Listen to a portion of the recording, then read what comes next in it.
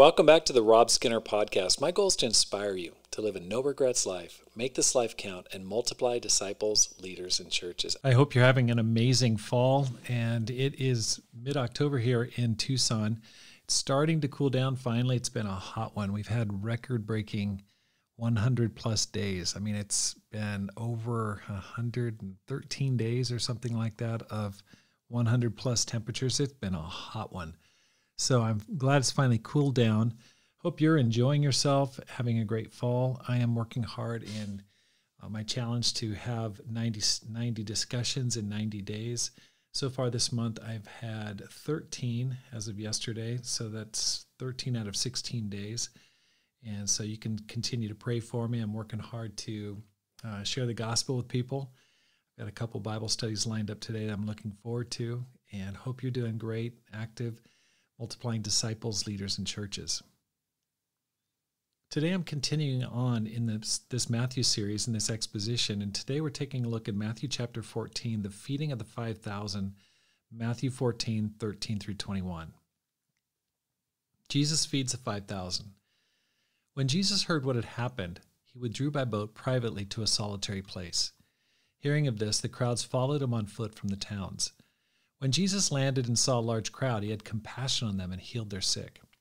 As evening approached, the disciples came to him and said, "This is a remote place, and it's already getting late. Send the crowds away so they can go to the villages and buy themselves some food." Jesus replied, "They do not need to go away. You give them something to eat." "We have here only 5 loaves of bread and 2 fish," they answered. "Bring them here to me," he said. And he directed the people to sit down on the grass. Taking the 5 loaves and the 2 fish, and looking up to heaven, he gave thanks and broke the loaves. Then he gave them to the disciples, and the disciples gave them to the people. They all ate and were satisfied, and the disciples picked up 12 basketfuls of broken pieces that were left over. The number of those who ate was 5,000 men, besides women and children. The prophet like Moses. So here's the second quote-unquote banquet in this chapter. Now, this is not as lavish as Herod's banquet, but it was much better for you spiritually. All 4 of the Gospels record this feeding. This reveals the importance of the event. They're in a lonely place or desert on the northeast side of the lake, and there are Old Testament parallels to this event. First of all, Elisha's feeding the 100 men with 30 loaves in 2 Kings chapter 4, verse 42 through 44. Certainly a parallel. But probably more importantly, Moses feeding the Israelites with the manna in Exodus chapter 16, verse 11. It says there, "The Lord said to Moses, I have heard the grumbling of the Israelites. Tell them, at twilight you'll eat meat, and in the morning you'll be filled with bread. Then you'll know that I'm the Lord your God." So this is Jesus' way of pointing to himself as the new Moses, or as the prophet Moses predicted would come. In Deuteronomy chapter 18 and verse 15, it says, "The Lord your God will raise up for you a prophet like me from among you, from your fellow Israelites. You must listen to him. The Lord said to me, what they say is good. I will raise up for them a prophet like you from among their fellow Israelites, and I will put my words in his mouth. He will tell them everything I command him. I myself will call to account anyone who does not listen to my words that the prophet speaks in my name." So clearly, one of the things that you see in the book of Matthew is this fulfillment of Old Testament scriptures, and the prophet like Moses was clearly predicted. And so Matthew over and over again is pounding away this concept that Jesus is the fulfillment of the Old Testament scriptures. And especially in his feeding of the manna, like Moses did, he's feeding bread to the people, is very, very much in keeping with the Old Testament. Let's take a look at Jesus' compassion. When Jesus heard what had happened, he withdrew by boat privately to a solitary place. Hearing of this, the crowds followed him on foot from the towns. When Jesus landed and saw such a large crowd, he had compassion on them and healed their sick. So Jesus withdrew in order to deal with the loss of his relative, John, and also to escape the potential political pressure or persecution that could be coming from Herod Antipas. Now, Jesus is seeking solitude in his grief. However, when he sees the crowds waiting for him, Jesus' compassion's triggered, and he puts aside any thoughts of quote-unquote me time, and instead he heals, helps, and feeds the crowd. Jesus reveals how when tough times hit, we want solitude, and we also want people around us to comfort us. His motives rise to the surface as he reveals compassion to the crowds and heals, teaches, and feeds them. Jesus' ministry was a combination of preaching, healing, and teaching. So what can we apply here? What can we take away? First of all, there is a time for solitude and recovery. Jesus was no man of iron. When he heard that his cousin was killed, he got some time away. He definitely needed some time of recovery, of grief. And at the same time, there are times when we're called to serve, even in the midst of difficulty, persecution, tiredness, and sadness. You know, being a church leader, you see it all the time. There's always something going on in people's lives, whether it's a health event, going to the hospital, some type of diagnosis or something like that. Then there's just the general depression, feeling down, setbacks in people's lives. All of these things are happening constantly in our lives, just part of life. But compassion needs to drive our behavior. It's easy to get cold and clinical when we see people in need. And we can often let ourselves off the hook by pointing out people's mistakes and failures that led to their problems. Now think about this. Jesus could have done that with every one of us, but he still has compassion on each one of us. Don't get to the point where you're driving away people from you because there's no compassion in your heart. Verse 15 through 18, give and it'll be given to you. As evening approached, the disciples came to him and said, this is a remote place and it's already getting late. Send the crowds away so they can go to the villages and buy themselves some food. Jesus replied, they don't need to go away. You give them something to eat. We have here only 5 loaves of bread and 2 fish, they answered. Bring them here to me, he said. So the disciples are tired. Jesus is tired and he's grieving. They want to send the people away. Jesus says they don't need to. They don't even have enough food to feed themselves, and Jesus asks for that little amount. So Jesus follows an Old Testament pattern when he asks his disciples to give him what they do have. And this follows a pattern that we see in 1 Kings chapter 17, verse 10, in a story about Elijah. In verse 10 it reads, so he went to Zarephath. When he came to the town gate, a widow was there gathering sticks. He called to her and asked, would you bring me a little water in a jar so I may have a drink? As she was going to get it, he called, and bring me please a piece of bread.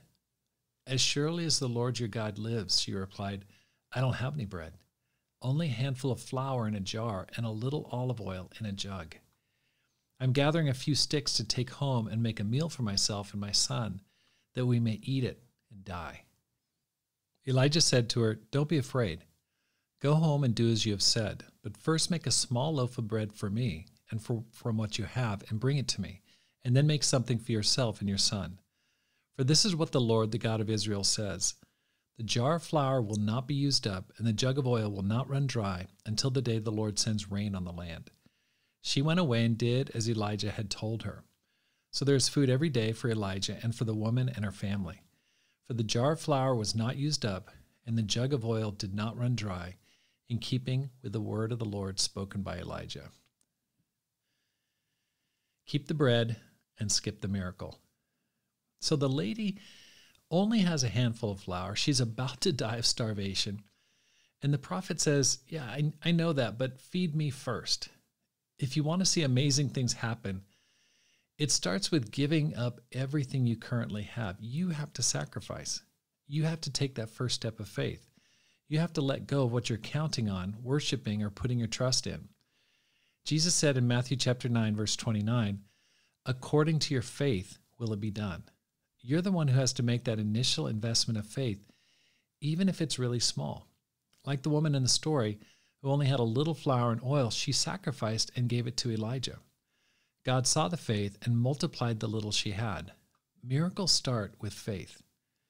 Jesus will often ask you to, quote unquote, prime the pump by sacrificing something important to you before he opens up the blessings. Think about financial blessings. In Malachi, it says, bring the whole tithe into the storehouse and see if I won't open the floodgates of blessings. So he says, first, you bring the money in, and then let's see what happens. Spiritual growth. You got to let go of the sin in repentance, and God will open the door to heaven for you. Relational blessings. Sometimes you got to give up those bad relationships and allow God to bring you someone or something better. Verse 19 through 21, the original Lord's Supper. And he directed the people to sit down on the grass. Taking the 5 loaves and the 2 fish and looking up to heaven, he gave thanks and broke the loaves. Then he gave them to the disciples, and the disciples gave them to the people. They all ate and were satisfied, and the disciples picked up 12 basketfuls of broken pieces that were left over. The number of those who ate was about 5,000 men, beside women and children. The verbs that are used here, take, gave thanks, broke, gave, all are replicated at the Last Supper and when he had a meal with the 2 disciples on the way to Emmaus, found in Luke chapter 24, verse 30. When he was at the table with them, he took bread, gave thanks, broke it, and began to give it to them. Then their eyes were open, and they recognized him, and he disappeared from their sight. Paul repeats this format in 1 Corinthians chapter 11, verse 23. The Lord Jesus, on the night he was betrayed, took bread. When he'd given thanks, he broke it, and said, "This is my body, which is for you. Do this in remembrance of me." So in the same way, after supper, he took the cup, saying, "This cup is the new covenant in my blood. Do this whenever you drink it in remembrance of me." So this feeding of the 5,000 is really a foreshadowing of the Lord's Supper. And scholars consider this a foretaste of the messianic banquet that Jesus refers to in Matthew chapter 26 and verse 29. Let's talk about the miracle. Simple food. Have you ever tasted Ezekiel bread? Okay, Ezekiel bread is a product that you can buy in some grocery stores. It's pretty plain. I mean, it's supposed to replicate the bread that's found in the book of Ezekiel. And if you taste it, some people like it, but I've tried it. It doesn't have enough sugar. It doesn't have enough sugar in there for me. But anyway, the bread these people were eating was just like that. Barley bread and plain fish. That was it. It wasn't like Herod's delicious dinner. Jesus offered very plain fare for people. It's funny how sometimes we don't serve people because we feel like it's got to be super fancy. It has to come straight out of Pinterest or Better Homes and Gardens. And this keeps us from serving people and connecting with people more often. I think we're overshooting it. Next time, just serve your basic food. That's all that's needed. I really appreciate my son, James. He's been having people over every Monday night and serving people. And, he serves good food. It's not super fancy, but it's really good food. And I appreciate that. I mean, he's just working on developing his hospitality. But who are you? Are you having people over? I know that Cedric Becerra has people over. He's like, but I think his food is a little fancier, so maybe it doesn't apply in this context. But when you went to dinner with the Lord of all creation, he just gave you bread and fish. That was it. He didn't say, "I'm so sorry, it's not fancy." He just said, "Hey, enjoy it."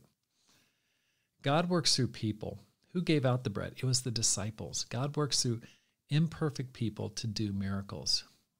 And how'd that miracle happen? We really don't know. What did it look like? I mean, how do fish just suddenly multiply? It must have been amazing, but only God knows how it actually happened or transpired. The miraculous power of a full stomach. It says all ate and had their fill, and 12 baskets get picked up afterwards. This isn't like the communion bread that we're snacking on Sundays, and if you're still in the wake of COVID, you're still using those little plastic cups that are kind of nasty. Everyone had a full stomach, and there's much more food left over than there was when the disciples handed Jesus the little they had. They were totally satisfied. Food brings people together and provides temporary satisfaction and contentment. That's the power of food, fellowship, and Bible teaching. It builds unity, joy, and satisfaction. It's a powerful combination. It's how you build a church. You build it on brotherhood, the Bible, and breaking bread together. There were 5,000 men plus women and children. Jesus said, "Let nothing be wasted." They picked it up and used it later. So we've seen 2 banquets, one fancy, one plain. One was Herod's, one was Jesus's. One brought destruction, one brought life, healing, and deeper faith.